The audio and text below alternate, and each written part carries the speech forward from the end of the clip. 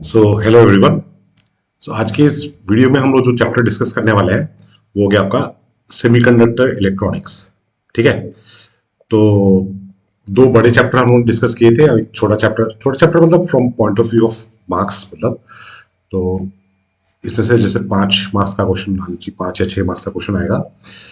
तो वैसे कह रहे हैं, और एक बात बता दो कि जो एग्जैक्ट जो मार्किंग का पैटर्न है ना, वो काउंसिल फॉलो नहीं करता है, तो मार्क्स इधर उधर हो जाता है। कभी कभी बहुत कम मार्क्स भी आते हैं, बट 2000 मोस्ट प्रोबेबली 2017 में आपके इलेक्ट्रॉनिक्स से थोड़े ज्यादा क्वेश्चंस आ गए थे। ठीक है, तो स्टार्ट करते हैं हम लोग एनसीईआरटी। तो आप लोग एज ऑलवेज, मतलब पहले के 2 वीडियो में मैं आपको बताया था, मेरे साथ ही आपको एनसीईआरटी रखना है।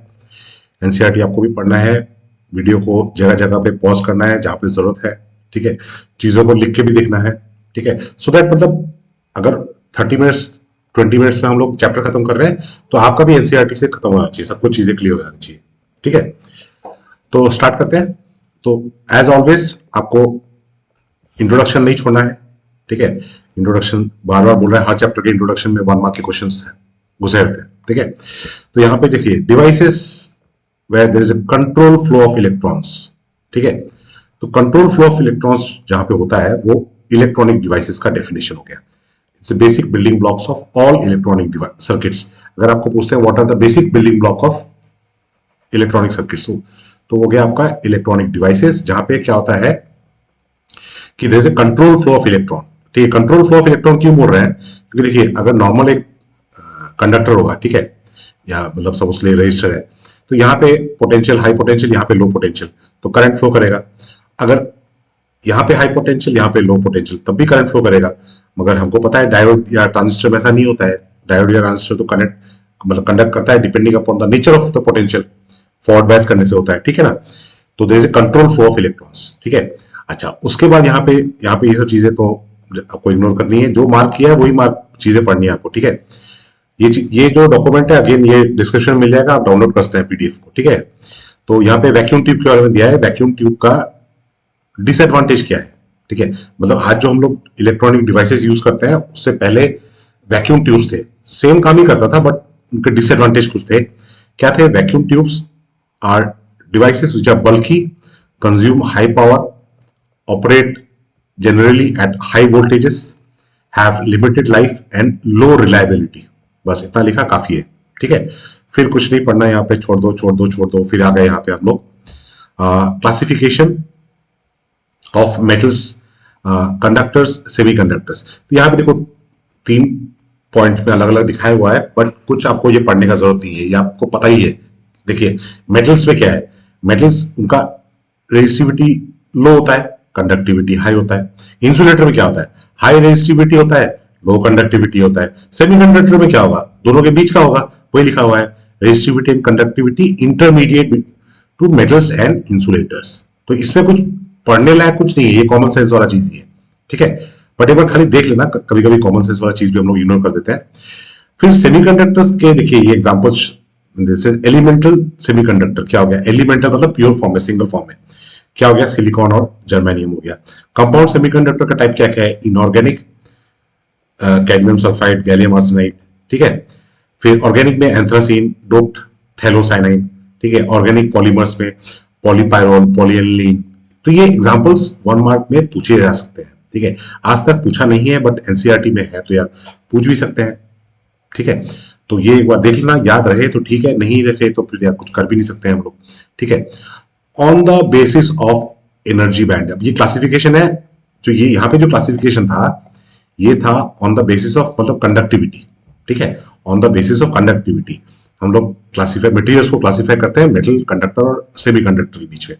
फिर यहाँ पे हो गया on the basis of energy bands. ठीक है, तो यहाँ पे आपको डेफिनेशन पूछ सकते हैं, एनर्जी बैंड का पूछ सकते हैं। ठीक है, तो यहाँ पे आपका एनर्जी बैंड का जो डेफिनेशन है यहाँ पे दिया हुआ है, the energy band which includes energy levels of valence electron is called valence band. ये वैलेंस बैंड हो गया। ठीक है, energy levels with continuous energy variation is called energy band. तो ये एनर्जी बैंड का डेफिनेशन हो गया, ये वैलेंस बैंड का हो गया। फिर द एनर्जी वैलेंस बैंड के जो ऊपर जो लेवल होता है वो कंडक्शन बैंड होता है, तो energy band above the valence band is called conduction band. ठीक है, फिर if the lowest level in the conduction band happens to be lower than the highest level of the valence band, ठीक है, the electrons move from valence band to conduction band. तो ये कहां पे होता है? ये कंडक्टर्स में ऐसा होता है, ठीक है. If there is a gap between conduction band and valence band, electrons in the valence band all remain bound and no free, ये कुछ ज्यादा ही हो गया, कहां गया इरेजर, नो फ्री इलेक्ट्रॉन्स, ठीक है. If there is a gap between conduction band and the valence band, electrons in the valence band all remain bound and no free electrons are available for conduction. This makes the material an insulator, ठीक है. तो यहाँ पे इसको diagram के साथ पढ़ने से ज्यादा अच्छा है कि यहाँ पे देखिए डायग्राम दिया हुआ है, ये वैलेंस बैंड है ये, ठीक है. यहाँ पे ये वैलेंस बैंड हो गया, ये कंडक्शन बैंड हो गया, ठीक है. तो यहाँ पे वैलेंस बैंड में भी इलेक्ट्रॉन्स है, कंडक्शन बैंड में भी इलेक्ट्रॉन्स है, ठीक है. और यहाँ पे वैलेंस बैंड और कंडक्शन बैंड क्या हो रहा है? ओवरलैप कर रहा है. तो ये दोनों मेटल्स है, ठीक है. इंसुलेटर्स में क्या हो रहा है कि इंसुलेटर्स में वैलेंस बैंड यहाँ पे और कंडक्शन बैंड एम्प्टी है, कंडक्शन बैंड में कोई इलेक्ट्रॉन नहीं होगा. और इनका जो ये जो बीच का जो गैप होता है ना, ठीक है, इसको बोलते हैं फॉरबिडन एनर्जी गैप, ठीक है. मतलब किसी भी इलेक्ट्रॉन का एनर्जी इस रेंज में नहीं होता है, ठीक है. और ये जो गैप है ये ग्रेटर देन 3 इलेक्ट्रॉन वोल्ट है.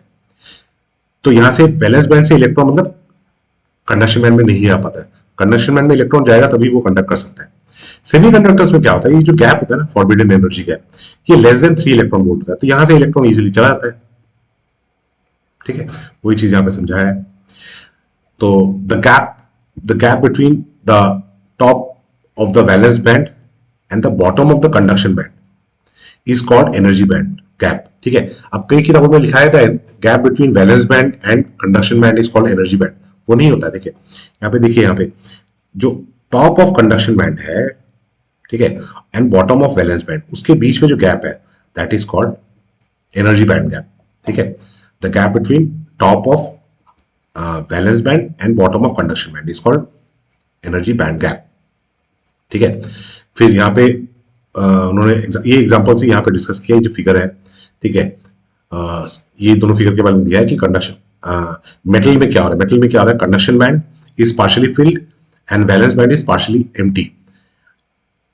और मतलब यहाँ पे देखिए valence band is filled, partially field, conduction band is partially empty, ठीक है. और दूसरा केस दिया हुआ है जहां पे ये ओवरलैप कर रहा है, ठीक है. So when valence band is partially empty, electrons from its lower level can move to the higher level, making conduction possible. Therefore, resistance of such materials is low और conductivity is high. ठीक है. तो basically देखिए, आपको ये diagram अगर समझ में आ गया तो बाकी कुछ पढ़ने का जरूरत नहीं है.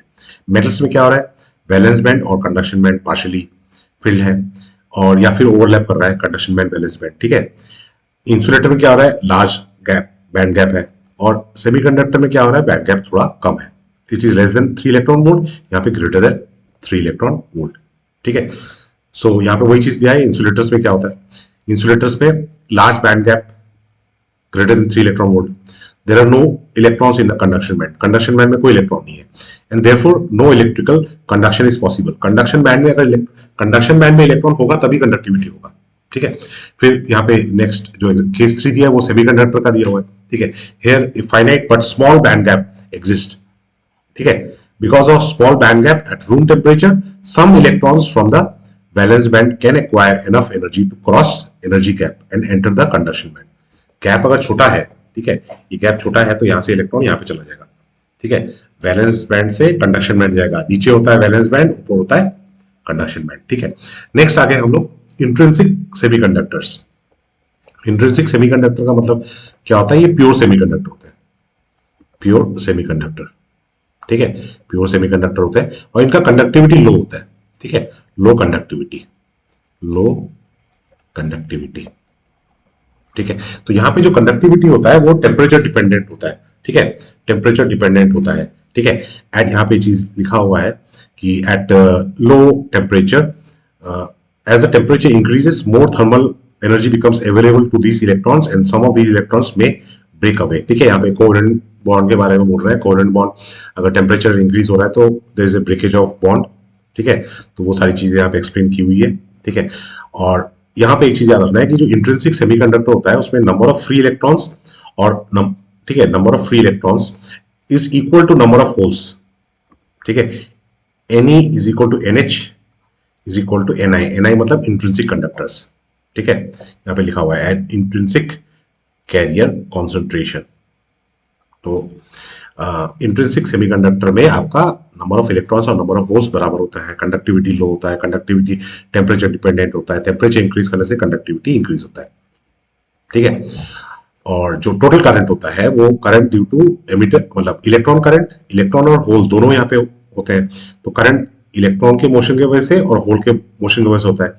इसे जो टोटल करंट होता है it is sum of IE plus IH दिया हुआ है, ठीक है, इक्वेशन 14.2 में ये चीज एक्सप्लेन किया हुआ है, ठीक है। तो यहाँ पे इसी 14.2 इक्वेशन के नीचे आप देखेंगे तो यहाँ पे एक चीज लिखा हुआ है कि at equilibrium the rate of generation is equal to rate of recombination of charge carriers, मतलब यहाँ पे जो बॉन्ड टूट रहे हैं फिर बॉन्ड बन रहे हैं, ठीक है। So the recombination occurs due to electron colliding with the hole, ठीक है। तो ये हो गया आपका इंट्रिंसिक सेमीकंडक्टर। फिर आपको यहाँ पे अगर डिसएडवांटेज के बारे में पढ़ना है, ठीक है, तो डिसएडवांटेज आपका एक्सट्रिंसिक सेमीकंडक्टर के स्टार्टिंग में दिया हुआ है, ठीक है। अच्छा, यहाँ पे खाली और एक इंपॉर्टेंट चीज है कि intrinsic semiconductor will behave like a insulator at 0 kelvin, ठीक है। तो देखिए यहाँ पे इंट्रिंसिक सेमीकंडक्टर का यहाँ पे एक जो डायग्राम बढ़िया सा डायग्राम दिया हुआ है फिगर 14.6 में। तो टेम्परेचर जब 0 केल्विन होगा तो सारे इलेक्ट्रॉन्स आपके वैलेंस बैंड में है, ठीक है, कंडक्शन बैंड जो है पूरा खाली है, तो ये इंसुलेटर की तरह बिहेव करेगा। जब टेम्परेचर ग्रेटर देन 0 केल्विन होगा, ठीक है, तब क्या होगा, यहां से कुछ इलेक्ट्रॉन, ये देखिए यहाँ पे जो व्हाइट व्हाइट दिखाया ना, मतलब वो जगह इलेक्ट्रॉन ने छोड़ दिया, वो खाली जगह हो गया, वो होल हो गया, ठीक है। और इलेक्ट्रॉन कहां चला गया, ऊपर चला गया, ठीक है, तो नीचे उसने होल छोड़ दिया, ठीक है ना। तो ये चीज कब होता है, जब, और ये इलेक्ट्रॉन जब कंडक्शन बैंड में चला जाएगा तो वो कंडक्ट कर सकता है, ठीक है।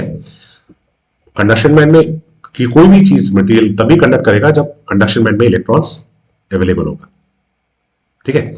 फिर आगे हम लोग एक्सट्रिंसिक सेमीकंडक्टर, तो यहीं पे आपको स्टार्टिंग में डिसएडवांटेज के बारे में दिया हुआ है कि जो इंट्रिंसिक सेमीकंडक्टर का disadvantage, conductivity of intrinsic semiconductor depends on its temperature, ठीक है। Eight room temperature is conductivity is very low, ठीक है, वेरी लो। ये यार क्या हो रहा है बार बार, ठीक है। तो इस कंडक्टिविटी इज वेरी लो, तो ये हुआ डिसएडवांटेज ऑफ इंट्रिंसिक सेमीकंडक्टर। तो उसको इंट्रिंसिक सेमीकंडक्टर था प्योर सेमीकंडक्टर, एक्सट्रिंसिक सेमीकंडक्टर जो होता है वो इम्प्योर होता है, ठीक है। इम्प्योर कैसे करते हैं इसको, डोपिंग करके, डोपिंग मतलब एडिशन ऑफ इम्प्योरिटीज, ठीक है। तो यहां पे आपका वही चीज दिया हुआ है कि small when A small amount of suitable impurities added to pure semiconductor, the conductivity of the semiconductor is increased, ठीक है, conductivity is increased, okay. Such materials are known as extrinsic semiconductors or impurity semiconductors, ठीक है। और इस process को बोलते हैं doping. The addition of desirable impurities called doping and the impurity atoms are called dopants, impurity atoms are called dopants, ठीक है।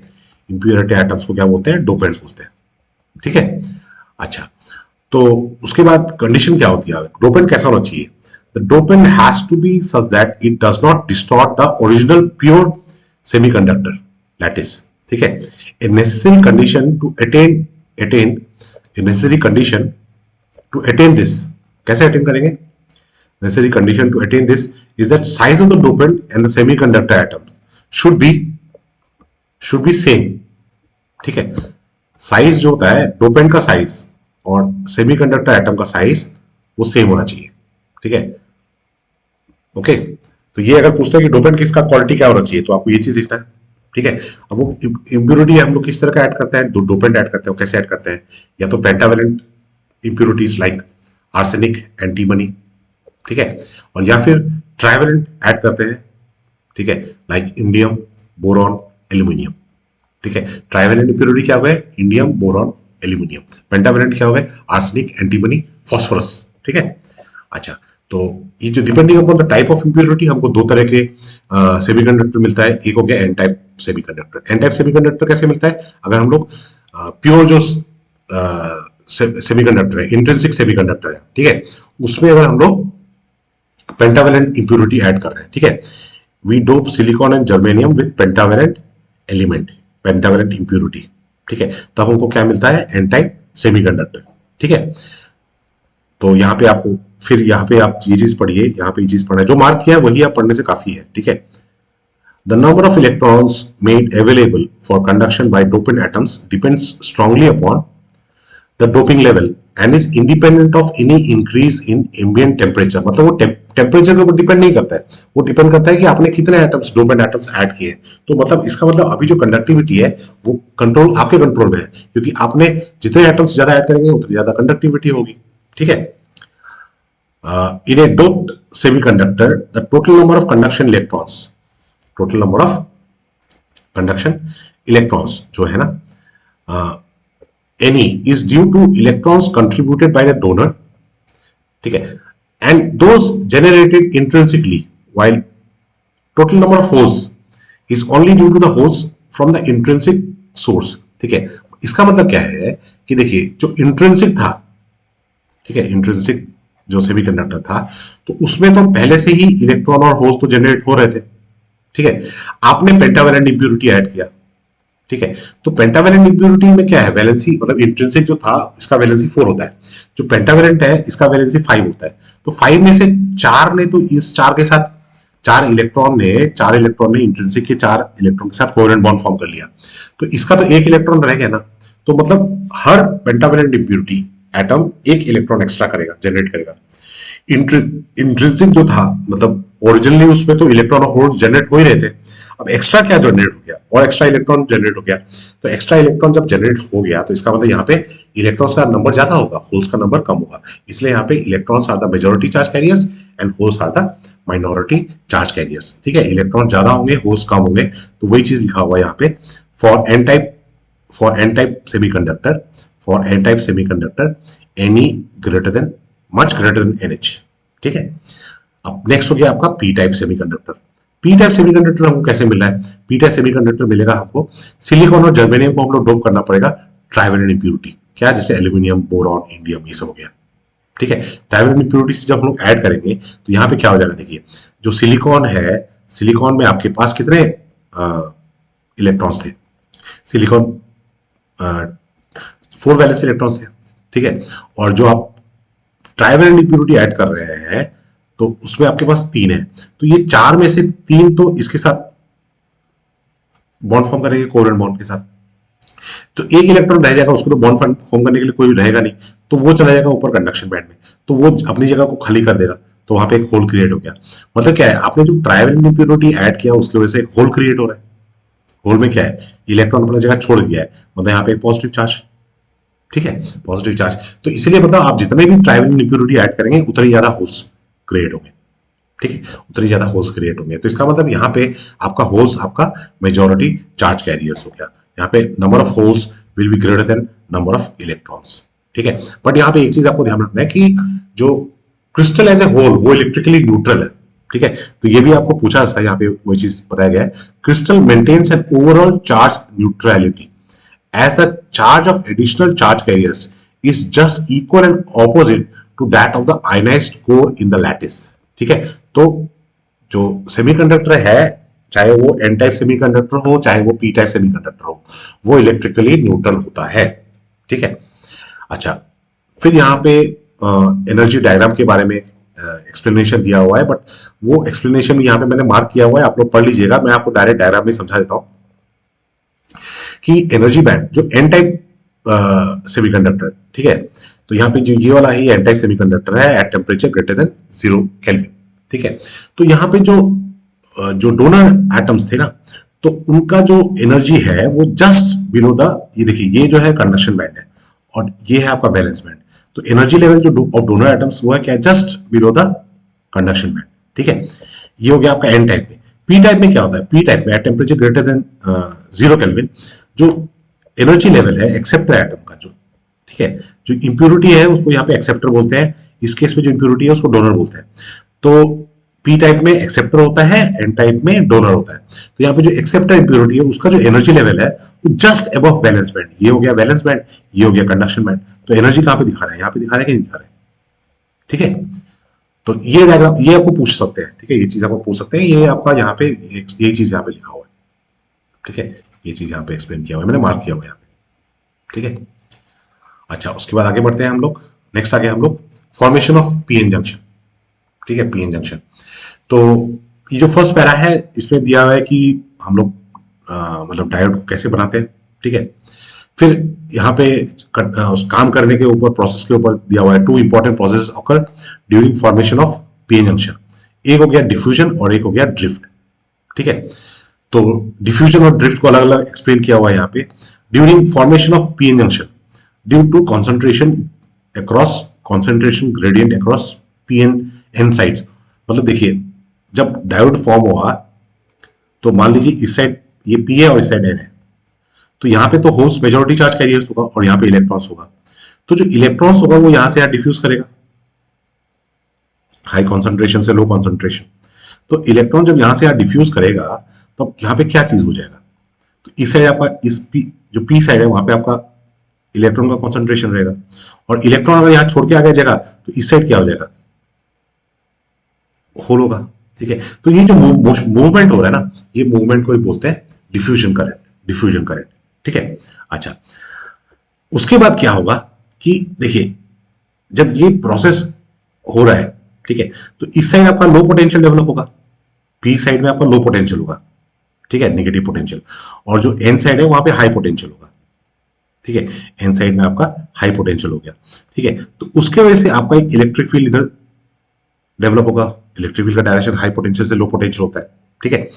तो अब जो इलेक्ट्रॉन इस साइड आए थे ना, ठीक है, तो वो इलेक्ट्रॉन अभी इलेक्ट्रिक फील्ड के ऑपोजिट में जाना स्टार्ट हो गए, क्योंकि इलेक्ट्रॉन नेगेटिवली चार्ज पार्टिकल है, वो तो इलेक्ट्रिक फील्ड के ऑपोजिट में जाएगा। तो उसके वजह से जो करंट आएगा ना, उसको बोलते हैं ड्रिफ्ट करंट, ठीक है। इस प्रोसेस को ड्रिफ्टिंग बोलते हैं, और जो करंट होगा, जो चार्ज का मोशन होगा, वो हो रहा है ड्रिफ्ट करंट। तो जंक्शन में आपका एक करंट हो गया डिफ्यूजन करंट, ठीक है, और एक करंट हो गया आपका ड्रिफ्ट करंट। तो ये दोनों करंट आपके वहां पे चलते रहते हैं, ठीक है। बट इक्विलिब्रियम स्टेट में क्या होता है कि ये दोनों करंट एक दूसरे को, जितना डिफ्यूजन करंट होगा उतना ही ड्रिफ्ट करंट होगा, और total current across the junction zero होगा, ठीक है। तो ये चीजें आपकी यहाँ पे एक्सप्लेन की हुई है, मैंने अंडरलाइन किया हुआ है, आप लोग एक बार रीड कर लेंगे, नहीं रीड करेंगे भी तो आपने अगर मेरी बात को ध्यान से सुना है तो हो जाएगा, ठीक है। अच्छा, उसके बाद देखिए यहाँ पे एक चीज क्या डेवलप हुआ कि आपका जो एन साइड है वहां पे आपका पॉजिटिव पोटेंशियल था, क्योंकि इलेक्ट्रॉन्स इधर चला गया था, और यहाँ पे इलेक्ट्रॉन जाने की वजह से यहाँ पे निगेटिव पोटेंशियल हो गया था। तो ये यहाँ पे लो पोटेंशियल दिखाया है और यहाँ पे हाई पोटेंशियल दिया है, ठीक है। एन साइड में हाई पोटेंशियल और पी साइड में लो पोटेंशियल। तो ये जो पोटेंशियल एक हाइट डेवलप होगी ना, पोटेंशियल डिफरेंस है, तो उसको बोलते हैं पोटेंशियल बैरियर, ठीक है। इसको बोलते हैं पोटेंशियल बैरियर, ठीक है। ये चीज यहाँ पे एक्सप्लेन किया हुआ है, ठीक है। नेक्स्ट आ गए हम लोग सेमीकंडक्टर डायोड, ठीक है। सेमीकंडक्टर डायोड, अब सेमीकंडक्टर डायोड क्या होता है, इट इज बेसिकली, यार ये बार बार क्या हो रहा है, ठीक है। बेसिकली क्या है, वो एक PN junction with metallic contacts provided at the ends of the application of external voltage, ठीक है। It is a two terminal device, मतलब डायोड क्या है, it is a two terminal device, ठीक है। तो यहाँ पे ये आपका डायोड का सिंबल है, ये आपका डायोड का सिंबल है, ये पार्ट है पी और ये पार्ट है एन, ठीक है। यहाँ पे एक एरो जैसा आपको लग रहा है, ये एरो, तो एरो हमेशा याद रखना, arrow is always in direction of flow of current, चाहे वो डायोड हो चाहे वो ट्रांजिस्टर हो, एरो जो होगा वो हमेशा direction of flow of current, ठीक है। और एक बात याद रखना कि अगर करंट यहाँ जा रहा है तो इसका मतलब होल्स इधर फ्लो कर रहे हैं, और जो इलेक्ट्रॉन्स है वो इस डायरेक्शन में फ्लो कर रहे हैं। तो यहाँ पे एन है, यहाँ पे पी है, तो होल्स कैसे फ्लो करेंगे, इधर फ्लो करेंगे, तो एरो किस तरफ है, इसी तरफ है, ठीक है। तो ये सिंबल हो गया आपका डायोड का। तो इस साइड पी है, मतलब ये पॉजिटिव है, ये निगेटिव है, ठीक है। अच्छा, तो फॉरवर्ड बायस क्या बोलते हैं, फॉरवर्ड बायस मतलब अगर पी को हम लोग इसको मतलब बैटरी से कनेक्ट किया है, बैटरी से कनेक्ट किया है, ठीक है, डायोड को, और पी को पॉजिटिव पोटेंशियल दे रहे हो, एन को निगेटिव पोटेंशियल दे रहे हो, तो वो मतलब हो गया फॉरवर्ड बायस, ठीक है। तो वो चीज यहाँ पे एक्सप्लेन किया हुआ है, ठीक है। मैं एक बार दिखा देता हूं। P side is connected to positive terminal of the battery and N side negative terminal, ठीक है। It is said to be forward bias, it is said to be forward bias, ठीक है। फॉरवर्ड बायस में क्या होता है, जब आप ऐसा करते हैं तो डिप्लीशन लेयर जो है था, डिप्लीशन लेयर उसका विथ डिक्रीज होता है, फिर बैरियर हाइट जो पोटेंशियल बैरियर का हाइट है वो डिक्रीज होता है। ठीक है, तो ये आपका हो गया फॉरवर्ड बायस में। ठीक है, उसके बाद हम लोग आते हैं रिवर्स बायस में। रिवर्स बायस में क्या हो रहा है, तो रिवर्स बायस में एन साइड को क्या करेंगे आप, एन साइड को पॉजिटिव से कनेक्ट करना है और पी साइड को निगेटिव करना है। फॉरवर्ड बायस में जो किया था उसका उल्टा। ठीक है, तो इसमें क्या होगा, इसमें उल्टा का सब चीज उल्टा हो जाएगा। बैरियर हाइट इंक्रीज होगा, फॉरवर्ड बायस में डिक्रीज हुआ था। डिप्लीशन लेयर ज्यादा वाइड हो जाएगा। ठीक है, ओके, यहाँ पे डिफ्यूजन करंट डिक्रीजेस एनॉर्मसली, यहाँ पे डिफ्यूजन करंट डिक्रीज होगा। ठीक है, drift current is of the order of few micro amperes. ठीक है, this is quite low because it is due to motion of carriers from their minority side to their majority side across the junction. ठीक है, तो reverse bias में basically क्या हो रहा है कि जो पी को हम लोग कनेक्ट कर रहे हैं नेगेटिव से और एन को कनेक्ट कर रहे हैं हम लोग पॉजिटिव से। ठीक है, इसमें डिप्लीशन लेयर जो है उसका विथ इंक्रीज होगा। ठीक है, पोटेंशियल बैरियर का हाइट इंक्रीज होगा, कंडक्टिविटी लो होगा। मेन चीज है कि रिवर्स बायस में डायोड करंट को फ्लो करने नहीं देता है। ठीक है, अपोज करता है। फॉर रिवर्स बायस में जाने फॉरवर्ड बायस में जाने देता है। फॉरवर्ड बायस में मतलब ऐसा होगा कि डायोड कंडक्टर करंट को अलाउ कर रहा है, रिवर्स बायस में अलाउ नहीं कर रहा है, कम कर रहा है मतलब। ठीक है, तो ये जो वोल्टेज और करंट का जो रिलेशन है ना, उसको हम लोग जो स्टडी करते हैं उसको कैरेक्टरिस्टिक बोलते हैं, वीआई कैरेक्टरिस्टिक। ठीक है, तो ये फॉरवर्ड बायस के लिए दिया हुआ है, ये आपका रिवर्स बायस के लिए दिया हुआ है। ठीक है, यहाँ पे डायोड हो गया, ये पी है मतलब पॉजिटिव, एन मतलब नेगेटिव, तो पॉजिटिव को यहाँ पॉजिटिव से कनेक्ट किया है, एन को नेगेटिव से कनेक्ट किया है। सर्किट याद करने का जरूरत नहीं है क्योंकि देखो वोल्ट मीटर कैसे लगाया है, डायोड के साथ पैरेलल में। वोल्ट मीटर हमेशा पैरेलल में होता है, एमीटर कैसे होता है, सीरीज में होता है। ठीक है, ये रिवर्स बायस हो गया, पी को नेगेटिव से ऑन किया, एन को पॉजिटिव से ज्वाइन कर दिया। ठीक है, एन को पॉजिटिव को पी नेगेटिव से किया है। और ये ग्राफ है फॉरवर्ड, इस ये वाला पार्ट हो गया फॉरवर्ड बायस के लिए, ये वाला पार्ट हो गया रिवर्स बायस के लिए। यहाँ पे देखिए 0.6 वोल्ट के पहले मतलब 0.6 या 0.7 के आसपास, एक्चुअली ये वैल्यू 0.7 के आसपास है। तो 0.7 वोल्ट से कम वोल्टेज अगर अप्लाई करेंगे तो आपका कंडक्टिविटी नहीं होगा, मतलब करंट नहीं आएगा। करंट क्यों नहीं आएगा, क्योंकि ये जो पोटेंशियल बैरियर है ना, ये पोटेंशियल बैरियर को क्रॉस करने के लिए भी तो एक मिनिमम वोल्टेज चाहिए। ठीक है, तो that voltage is called threshold voltage और कट इन वोल्टेज। ठीक है, फिर आपका यहाँ पे देखिए ये जो इस पोर्शन में यहाँ पे देखिए वोल्टेज को इंक्रीज कर रहे हैं कर रहे हैं कर रहे हैं, इस पॉइंट से जाके वोल्टेज क्या हो रहा है, वोल्टेज को इंक्रीज नहीं करने से भी करंट शार्प इंक्रीज कर रहा है। ठीक है, तो वो होता है रिवर्स सैचुरेशन करंट। ठीक है, रिवर्स सैचुरेशन करंट। ओके, फिर यहाँ पे आप ग्राफ का अगर स्लोप निकालते हैं तो उसको स्लोप करंट वोल्टेज ग्राफ है यार, उसका जो स्लोप होगा वो तो रेजिस्टेंस होता है, बट यहाँ पे जो नाम दिया है वो डायनेमिक रेजिस्टेंस दिया है। क्यों डायनेमिक रेजिस्टेंस दिया हुआ है, क्योंकि ये जो ग्राफ है ना, it is not a straight line. अगर ये ग्राफ जो होता करंट वोल्टेज का अगर ग्राफ होता, ठीक है, करंट वोल्टेज का ग्राफ, और ये अगर एक स्ट्रेट लाइन होता तो इसका तो किसी भी जगह पे आप स्लोप निकालो, स्लोप तो एक ही आएगा।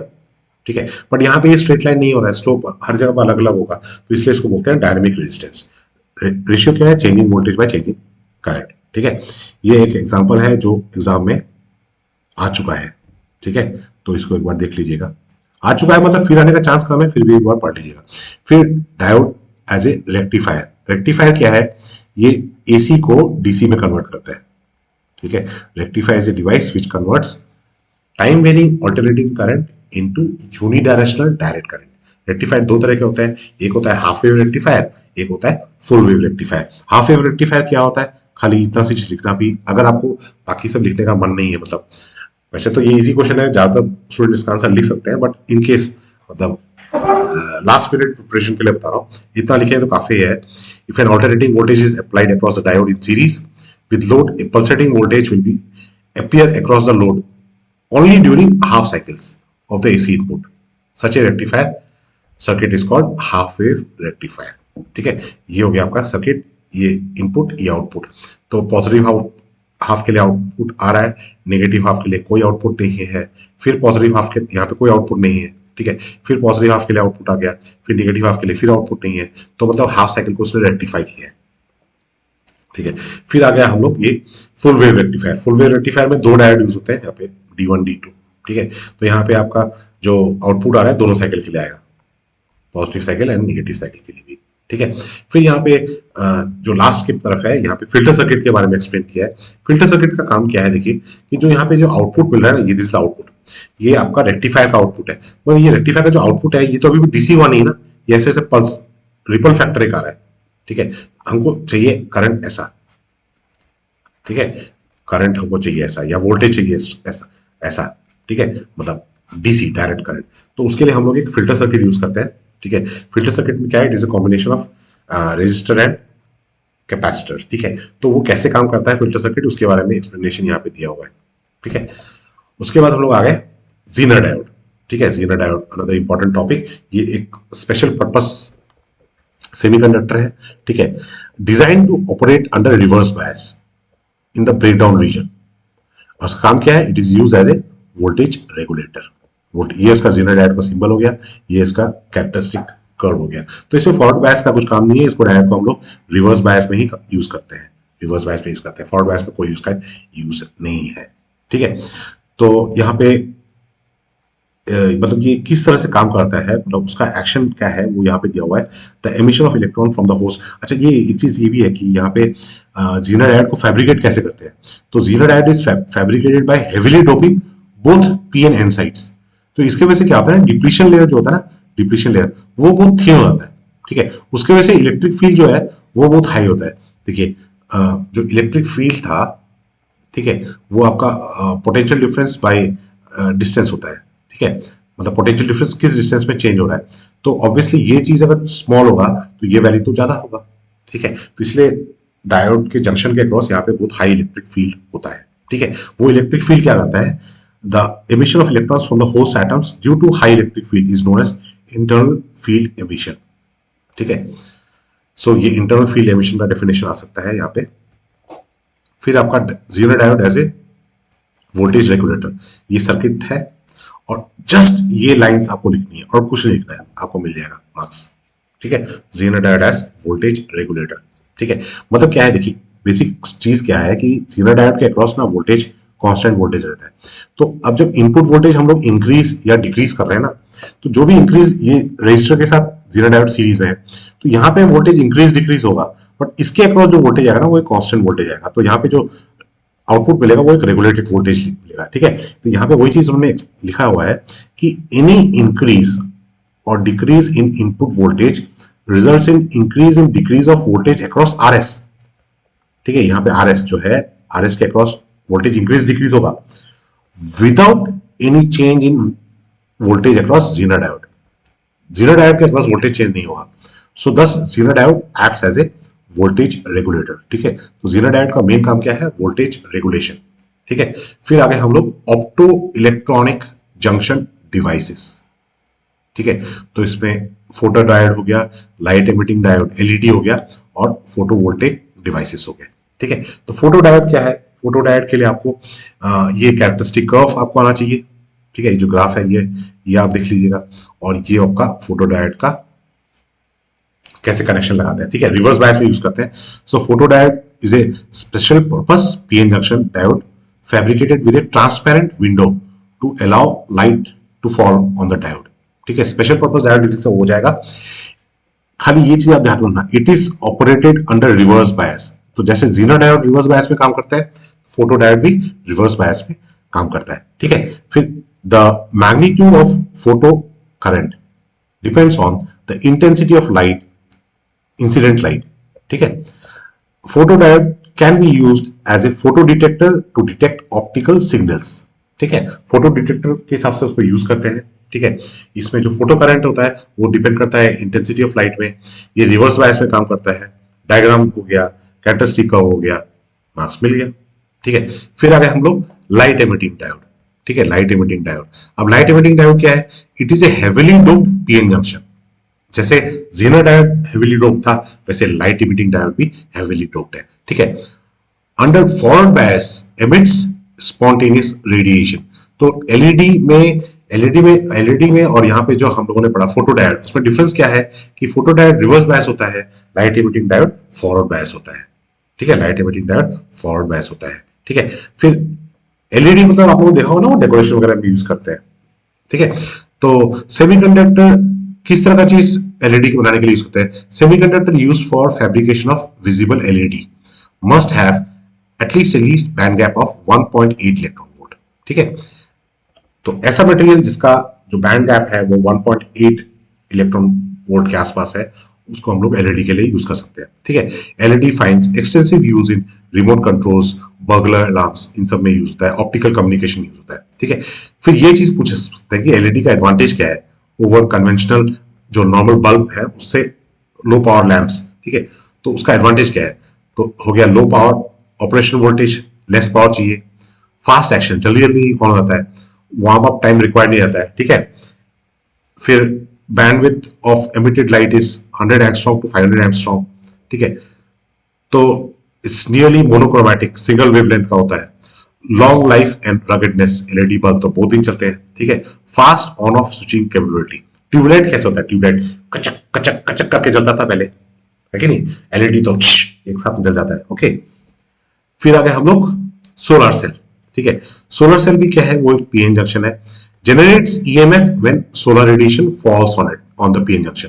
तो जो लाइट उसमें इंसिडेंट होता है तो वो ईएमएफ जनरेट करता है। ठीक है, तो उसका प्रिंसिपल फोटोडायोड जैसा ही है, it works on the same principle as photodiode except that no external bias is applied. यहाँ पे बायसिंग करना जरूरी नहीं है, सिर्फ लाइट देने से काफी है। ठीक है, वो आउटपुट देगा, वो ईएमएफ देगा।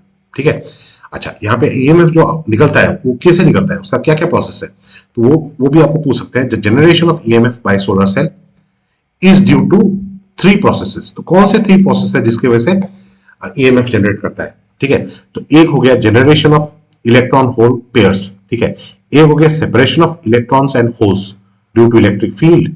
ठीक है, और फिर एक हो गया electrons reaching on the N side are collected by the front contact and holes reaching the p side are connected by the back contact। ठीक है, तो ये हो गया आपका एक्शन। ठीक है, किस तरह के मटेरियल सुटेबल है सोलर सेल बनाने के लिए? Semiconductors with band gap, semiconductor with band gap close to 1.5 electron volt are ideal for making solar cell. ठीक है, important criteria for selection of material for solar cell fabrication. Band gap कितना होना चाहिए? 1 electron volt से 1.8 electron volt के बीच में। High optical absorption होना चाहिए, अवेलेबिलिटी ऑफ रॉ मटेरियल। ठीक है, इलेक्ट्रिकल कंडक्टिविटी, कॉस्ट। ठीक है, तो ये सारी चीजें। और एक बात, सोलर सेल का मतलब ये नहीं है कि सोलर लाइट से चलेगा। ठीक है, तो यहां पे दिया हुआ है sunlight is not always required for solar cell, any light with photon energies greater than the band gap will do. ठीक है, solar cells are used to power electronic devices in satellites and space vehicles and also as power supply in some calculators। Calculator में use होता है, सो spacecraft में जो satellite में use होता है। ठीक है, ये हो गया आपका सोलर सेल।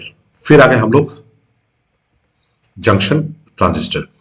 तो इन्वेंटर कौन है भाई? कौन भाई साहब है? बार्दीन एंड ब्राटेन। ठीक है, तो फर्स्ट जंक्शन ट्रांजिस्टर किसने बनाया था?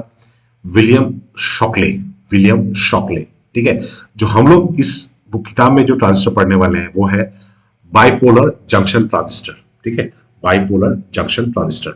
तो बाइपोलर अगर पूछते हैं कि बाइपोलर जंक्शन ट्रांजिस्टर कितने टाइप के होते हैं, तो घबराना नहीं है यार, जो ट्रांजिस्टर आपके एनसीईआरटी में वो बाइपोलर जंक्शन ट्रांजिस्टर है। किस तरह के हैं? एक हो गया आपका एनपीएन ट्रांजिस्टर, एक हो गया आपका पीएनपी ट्रांजिस्टर। तो ट्रांजिस्टर बेसिकली 3 टर्मिनल डिवाइस है। ठीक है, तो यहाँ पे आपका सिंबल दिया हुआ है। ठीक है, ये वाला आपका एनपीएन ट्रांजिस्टर है। ठीक है, ये एनपीएन ट्रांजिस्टर है, ये पीएनपी ट्रांजिस्टर है। एनपीएन क्यों बोल रहा हूं? देखिए, एमिटर है, बेस है, कलेक्टर है। एमिटर जो होगा, देखिए एमिटर क्या करता है, नाम में ये पता चल रहा है, एमिटर चार्ज कैरियर्स को एमिट कर रहा है, बेस कंट्रोल करता है और कलेक्टर कलेक्ट करता है। तो जो एमिटर जब एमिट करेगा तो यहां से अगर इलेक्ट्रॉन एमिट कर रहा है तो इलेक्ट्रॉन ऊपर से एमिटर से इधर आएगा, तो इलेक्ट्रॉन के डायरेक्शन के ऑपोजिट में करंट का डायरेक्शन होता है। तो इसलिए जो यहाँ पे जो एरो दिया है, ठीक है, यहाँ पे एरो कैसे दिया हुआ है, वो बेस से जा रहा है ना, वो बेस से एमिटर की तरफ जा रहा है, तो इसका मतलब इलेक्ट्रॉन्स उसके ऑपोजिट डायरेक्शन में आ रहे हैं। तो इलेक्ट्रॉन्स अगर ऐसे आ रहे हैं तो कौन भेजेगा इलेक्ट्रॉन्स? एनपीएन। एन मतलब इलेक्ट्रॉन्स भेजता है, पीएनपी में पी क्या भेजेगा? होल्स भेजेगा। ठीक है, एमिटर किस तरह का होना चाहिए? एमिटर होना चाहिए moderate size and heavily doped. देखिए बेस के बारे में कई बार पूछा है कि वो थिन क्यों होना चाहिए, लाइट डोपिंग क्यों होना चाहिए। एमिटर के बारे में, कलेक्टर के बारे में अभी तक उतना पूछा नहीं है। तो एमिटर कैसा होना चाहिए, मॉडरेट साइज, हेविली डोप।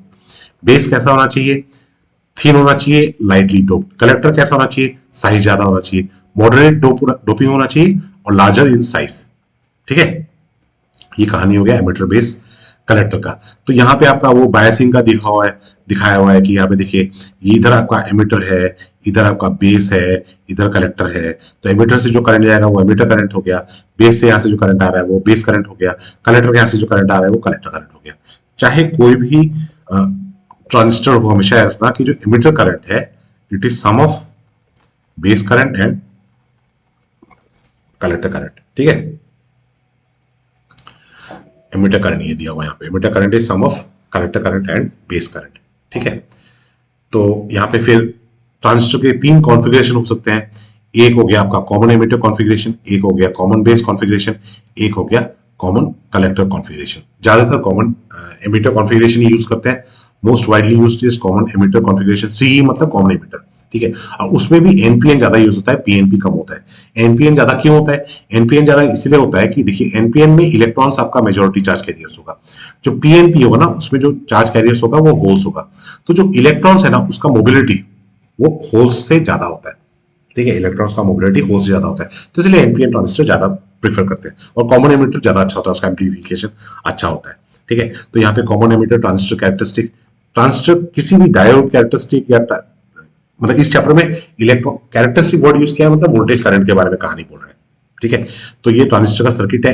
ये सर्किट अगर आपने प्रैक्टिस कर लिया तो बाकी सब एम्पलीफायर का कहानी, सबका कहानी, स्विच का कहानी सब इसी सर्किट से होने वाला है। ठीक है, तो सर्किट एक ही चाहिए, खाली यहाँ पे ध्यान रखना कि बायसिंग वगैरह सीख लेना कि इनपुट सर्किट जो होगा, मतलब इस साइड का पार्ट को इनपुट बोलते हैं और इस वाले पार्ट को आउटपुट बोलते हैं।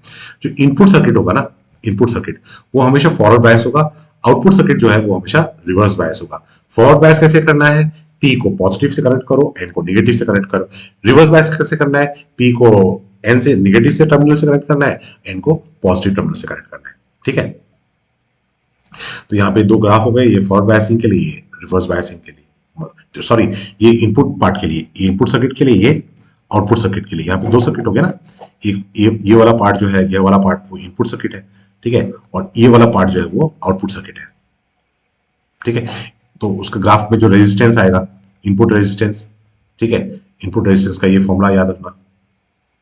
ठीक है, और ये हो गया आपका आउटपुट रेजिस्टेंस का। ठीक है, नेक्स्ट हो गया current amplification factor. Current amplification factor क्या होगा, change in output current by change in input current. अब देखिए यहाँ पे आउटपुट करंट, ये इनपुट सर्किट है, ये आउटपुट सर्किट है, तो आउटपुट करंट कहाँ से जा रहा है, कलेक्टर करंट, और इनपुट क्या हो रहा है, बेस करंट हो रहा है। ठीक है, तो जो रेशियो होगा, change in collector current by change in base current at constant collector emitter voltage, VCE यहाँ पे लिखा होगा, मतलब कांस्टेंट है, तो ये करंट एम्प्लीफिकेशन फैक्टर है। ठीक है, तो अगर AC करंट है तो ये वाला फॉर्मूला यूज करना है, DC है तो ये वाला फॉर्मूला यूज करना है। ठीक है, फिर आ गए हम लोग transistor as a device. Transistor as a device, तो ट्रांजिस्टर एज ए डिवाइस में आपके पहला दिया हुआ है ट्रांजिस्टर एज ए स्विच। ठीक है, अब ये जो सर्किट है, देखिए पहले वाला सर्किट यहाँ पे उन्होंने ड्रॉ किया है, तो कोई सर्किट में चेंजेस नहीं है, सेम है, खाली यहाँ पे एक इनपुट लगा दिया है और यहाँ पे एक आउटपुट लगा दिया है। फिर cut off rule input circuit के लिए, इस इनपुट सर्किट के लिए आपने कट ऑफ रूल यूज करके आपको ये 2 इक्वेशन लाने हैं। ठीक है, फिर आपको इनपुट वोल्टेज जो VB है, VBB, उसको रिप्लेस करना है VI से। ठीक है, और जो VCE है, VCE उसको आपको रिप्लेस करना है आउटपुट वोल्टेज V0 से, तो यहाँ पे वो रिप्लेसमेंट कर दिया है। ठीक है, उसके बाद इस ग्राफ के बेसिस पे आपका स्विचिंग एक्शन डिफाइन किया है। ठीक है, तो ये जो ट्रांजिस्टर स्विच है ना, वो आप सर्किट को पढ़ लीजिए, और ये जो पैराग्राफ है, सिर्फ ये पैराग्राफ लिखने से ही आपका आंसर कंप्लीट हो जाएगा, कुछ और नहीं करना है। ठीक है, नेक्स्ट आ गया आपका transistor as a amplifier. Transistor as a amplifier में भी आपको कोई सर्किट नहीं, सेम सर्किट जो है यही सर्किट आपको ड्रॉ करना है। ठीक है, यही सर्किट ड्रॉ करना है, इक्वेशन सब आपको सेम ही इक्वेशन यहाँ पे मिलेंगे। ठीक है, कोई दूसरा इक्वेशन नहीं मिलेगा। ठीक है, ये वोल्टेज गेन का रिलेशन यहाँ पे लिखा है। फिर आ गया transistor as a amplifier. Transistor as a amplifier circuit ये ड्रॉ किया है। ठीक है, यहाँ पे बेसिक स्ट्रक्चर उन्होंने समझाया है इस जगह में। ठीक है, उसके बाद वो स्ट्रक्चर यहाँ पे कैसे काम करता है, सेम इक्वेशन, कोई चीज नहीं चेंज हो रही है। ठीक है, बीटा का वैल्यू सेम हम लोग पहले बीटा डिफाइन कर चुके हैं, सेम बीटा वैल्यू यहाँ पे उन्होंने लिखा है। ठीक है। बेसिकली देखिए ये इक्वेशन जो है ना, ये इक्वेशन जो फ्रेम करना है, ये आपको किरचॉफ लूप रूल यूज करके लिखना है, ठीक है। फिर वोल्टेज गेन का एक्सप्रेशन आ गया। वोल्टेज गेन में खाली ये जो माइनस साइन है उसके बारे में आपको पूछ सकते हैं, तो ये the negative sign represents that output voltage is opposite in phase with the input, मतलब इनपुट और आउटपुट के बीच में 180 डिग्री फेज डिफरेंस है, ठीक है, 180 डिग्री फेज डिफरेंस है, that is the significance of that minus sign. फिर आ गए हम लोग फीडबैक एम्पलीफायर, फीडबैक एम्पलीफायर या ऑसिलेटर्स को बोलते हैं, ट्रांजिस्टर एज ए ऑसिलेटर, ठीक है। उसके एक्शन के लिए भी जस्ट ये जो लाइन अंडरलाइन की है पूरा चीज यही से एक्सप्लेन किया हुआ है, सिर्फ ये चीज आपको पढ़ने से हो जाएगा, और ये आपको सर्किट, ये सर्किट और ये ग्राफ आपको ड्रॉ करना पड़ेगा, ठीक है।